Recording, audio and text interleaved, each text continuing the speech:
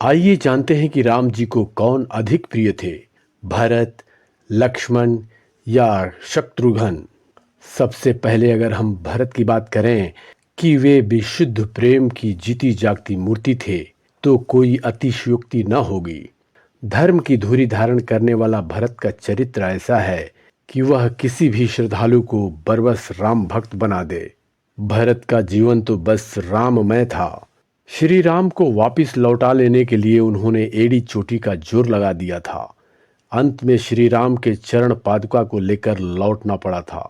उन्होंने उसी पादुका को राज सिंहासन पर रखकर 14 वर्षों तक प्रजा की सेवा की, जबकि वे स्वतः नंदीग्राम में जमीन में गड्ढा खोदकर चीरवलकल धारण करके 14 वर्ष बिताए।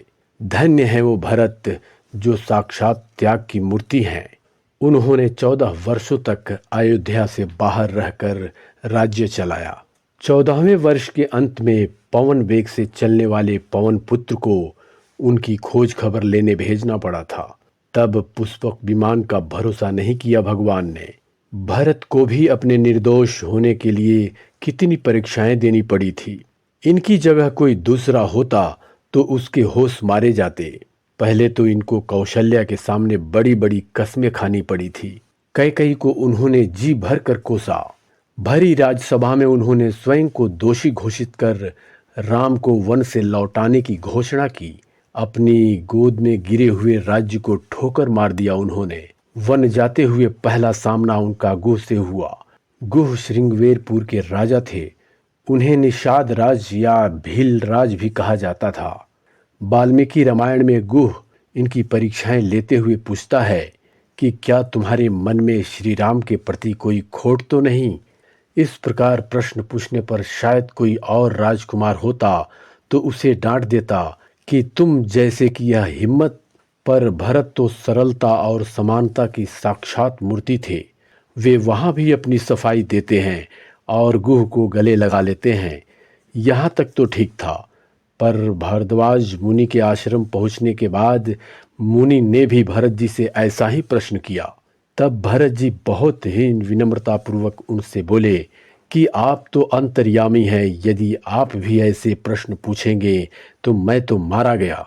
इधर तीनों भाइयों के राजमहल छोड़कर जंगल में रहने से आहत चौथे भाई शत्रुघ्न ने भी अयोध्या छोड़ने का फैसला कर लिया। बिना किसी को बताए वह नंदीग्राम में ही जाकर भाई भरत के कुटिया के बाहर तपस्वी की तरह रहने लगे। भरत जी अयोध्या के पास स्थित नंदीग्राम में भरत कुंड में रहकर अयोध्या का कार्यभार संभाल रहे थे। तब उनके साथ उनकी पत्नी मंडावी भी उनकी सेवा में थी। शत्रुघ्न जी को भरत जी ने अयोध्या में ही राजकाज में नियुक्त कर दिया था, क्योंकि भरत जी ने अयोध्या में न रहने और महल में न घुसने का प्रण ले रखा था।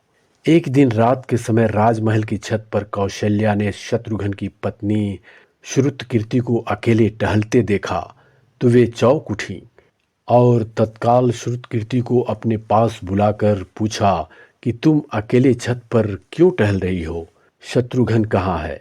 तब श्रुतकीर्ति ने कहा, मुझे पता नहीं माता। इस घटना के बाद पता चला कि शत्रुघ्न जी पूरे दिन राजकाज संभालते थे और रात को नंदी गांव आ जाते थे। भरत जी को दिन भर की प्रतिक्रिया बताते और जरूरी परामर्श लेते और रात भर वहीं एक पत्थर पर ही पड़कर सो जाते थे। शत्रुघ्न ने भाइयों को वन में रहते हुए खुद भी पत्नी और भोग विलासिता से दूरी बना ली थी। ऐसा था शत्रुघ्न का श्री राम के प्रति त्याग और प्रेम। उधर राम के पीछे छाया की तरह घूमने वाले, राम की पैरों की चंपी करने से लेकर उनकी छिड़की खाने के लिए तैयार रहने वाले राम रूपी रथ की ध्वज लक्ष्मण ही हैं। धनुष भंग से पहले उन्होंने सभा और जनक को खरी खोटी सुनाने से लेकर अपने राम की जी भर की प्रशंसा करने में कसर नहीं छोड़ी। यहाँ तक कि उन्होंने परशुराम जी को भी नहीं बख्शा। शंकर जी के धनुष को पुराना बताते हुए उन्होंने उसे ठीक करने की भी बात कह डाली। वनवास के समय लक्ष्मण अपनी पत्नी और माँ को छोड़कर श्री राम के साथ चल दिए। कहते हैं कि वन में वे अपने भाई की सेवा के लिए बिना खाए पिए और बिना सोए ही 14 वर्ष निकाल दिए। हम सब मानते हैं कि मुनि विश्वामित्र ने राम लक्ष्मण को यज्ञ रक्षा हेतु पहले से ही बला अति बला नाम की विद्या दे रखी थी, जिससे भूख प्यास और निद्रा पर विजय प्राप्त की जा सकती थी। पर भाई भाभी के लिए कंद मूल जुटाते समय खाने की इच्छा को रोकना आसान बात नहीं होता।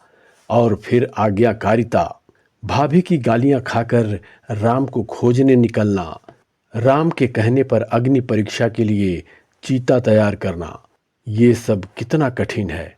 इन्होंने दूर से ही धुआं उठता देख पेड़ पर चढ़कर भरत को सेना समेत आते देखकर राम को सावधान ही नहीं किया, वरन भरत को मारने के लिए तैयार हो गए।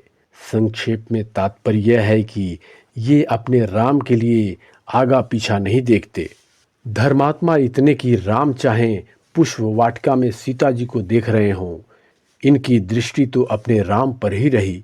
फिर चाहे सीता के नथनी कुंडल पहचानने के हों या फिर सीता त्याग के समय सीता उन्हें अपनी ओर देखने के लिए कह रही हों, लक्ष्मण ने कभी भी सीता का मुख नहीं देखा। उन्होंने उनके चरणों के अतिरिक्त उनके किसी भी अंग को देखा ही नहीं था। वीरता की बात करें तो इनके बिना इंद्रजीत को कौन मारता। अब आइए देखें राम की क्या पसंद होगी। वैसे तो राम जी की पसंद राम ही जाने।